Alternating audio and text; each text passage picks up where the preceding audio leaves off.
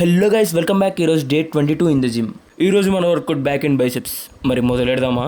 మన డైలాగ్ ఏంటో తెలుసుగా, కొడితే బ్యాక్ పగిలిపోవాలి. Rowing exercises are one of the best exercises for building your back bigger. ఈ కొట్టేటప్పుడు చాలా కాన్సన్ట్రేషన్ పెట్టి కొట్టండి. మైండ్ మజిల్ కనెక్షన్ బాగా బిల్డ్ అయ్యింది. వర్కౌట్ చేసిన తర్వాత ఎట్లుండాలంటే మెంటల్ పీస్ రావాలి. One of my favourite killer bicep workout, chin downs.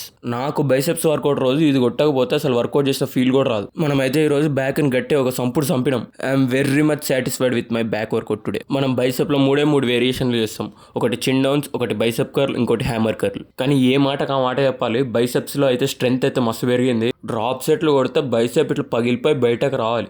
నాకైతే ఫీల్ అయితే మస్తు వస్తుంది. ఈరోజు లాంగ్ హెడ్ ని అయితే బాగా ట్రైన్ చేసినాం బైసెప్ లో.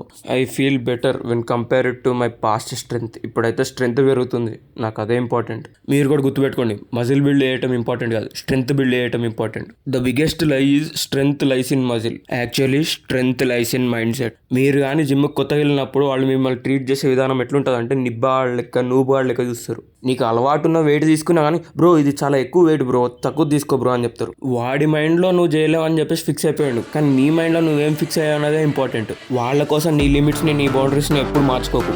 వాళ్ళకంటే బెటర్ ఫిజిక్ని నువ్వు బిల్డ్ చేయడానికి ట్రై చేయి.